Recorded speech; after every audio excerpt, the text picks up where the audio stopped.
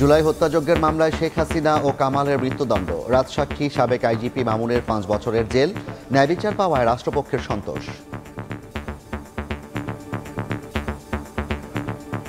এই রায়টি কোনো ধরনের কোনো অতীতের প্রতিশোধ নয়। এই দণ্ড প্রদানের মাধ্যমে ইতিহাসের একটি অধ্যায়ের মীমাংসা হয়েছে। এ রায় একটি যুগান্তকারী রায়, বাংলাদেশে ন্যায় বিচার এবং আইনের শাসনের জন্য একটি মাইলফলক হয়ে থাকবে।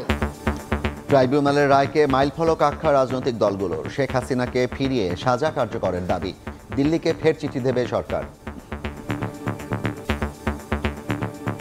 এটা শুধু ন্যায় বিচার প্রতিষ্ঠা না, সামনের দিনের জন্য একটা উদাহরণ।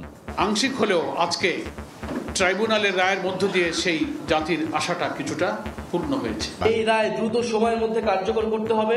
তাদের সাথে তো আমাদের চুক্তি আছে এক্সট্রাডিশনের। শেখ হাসিনার কে দেশে প্রত্যর্পণের জন্য ভারতের কাছে আবার চিঠি লিখব।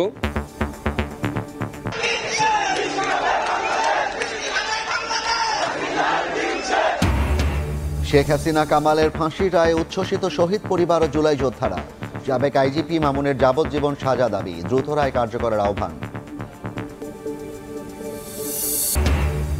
শেখ মুজিবের বাড়ি গুঁড়িয়ে দিতে বুলডোজার নিয়ে ফের ধানমন্ডিতে ছাত্র জনতা, দিনভর ধাওয়া পাল্টা ধাওয়া, সাউন্ড গ্রেনেড, টিয়ার শেল নিক্ষেপ, আহত অনেকে।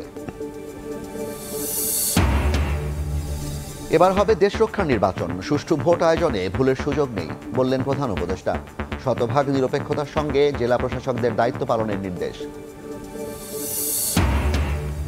এবং লালদিয়া টার্মিনাল নির্মাণে ডেনমার্কের প্রতিষ্ঠানের সঙ্গে চুক্তি সই, পানগাঁও কন্টেইনার টার্মিনাল পরিচালনায় সুইজারল্যান্ডের কোম্পানির সঙ্গে চুক্তি।